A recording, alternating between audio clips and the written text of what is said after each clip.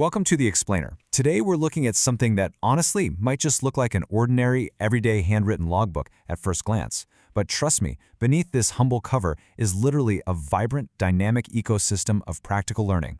What we have here is the official register for a home science study circle, and it maps out the entire 2025 to 2026 academic year. It's an absolutely fascinating look at how an educational department painstakingly designs a year of holistic, hands-on growth for its students. And as you'll see, this physical artifact is so much more than just a list of dates and names. It proves a relentless institutional focus on getting students out of the textbook and straight into real-world application. Notice the students engaged in this culinary practical. They aren't just sitting at desks passively taking notes, right? They're in the lab. They're actively engaged, making things happen with their own hands. It's practical education captured in real time. Okay, so let's dive into this. To understand this blueprint, we'll follow a quick thematic roadmap. First, we'll look inside the study circle itself. Then, traditional creative arts, followed by culinary and nutrition, leadership and community, and finally, a year of holistic growth. Section 1. Inside the study circle. Grounding in reality. Now, what gives this document so much weight is its sheer authenticity. These are meticulously handwritten entries in Gujarati, complete with student names, attendance signatures, and even physical evidence pasted right into the book. Take this October committee meeting, for example. You have faculty and students sitting together around a table actively planning the year's activities. This formal committee structure acts as the organizational backbone. It ensures that the skill building is systematic, planned, and totally collaborative right from the very beginning of the term. Moving on to Section 2, Cultivating Traditional Creative Arts, Hands-on Mastery. So this is the first major pillar of the curriculum. It's all about actively preserving traditional arts through direct, hands-on mastery. And the sheer breadth of practical skills documented here is honestly massive. We're talking bandani, block printing, paper making, woolen work, bangles art, doormat making, and batik work. It ensures that students aren't just learning, one specific craft, they're developing a wide-ranging tactile dexterity and a deep appreciation for diverse material arts before we even look at specific examples. And notice how the curriculum captures a complete learning cycle. Here you have a December Bangles Art Practical Guidance session bringing in experts to teach the foundational techniques. But then literally, just a couple of weeks later, they hold a Bangles Art competition. So they don't just teach the skill and move on, they immediately provide a platform for the students to execute it, test their abilities, and really display their independent creativity. Instruction seamlessly turns into execution. We see this exact mastery path repeated across different mediums, too.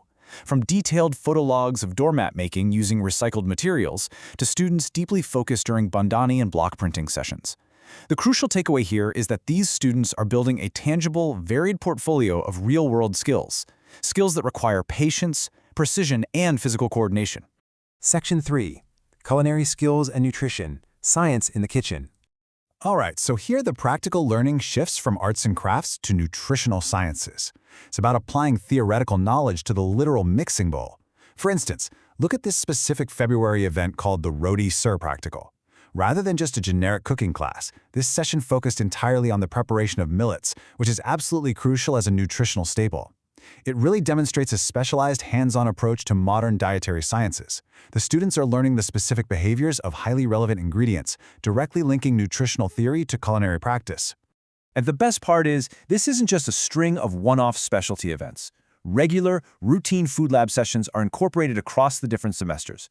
This builds a continuous, reliable foundation of culinary execution for the students. It's all about building that muscle memory and confidence in a kitchen environment over the course of the entire academic year.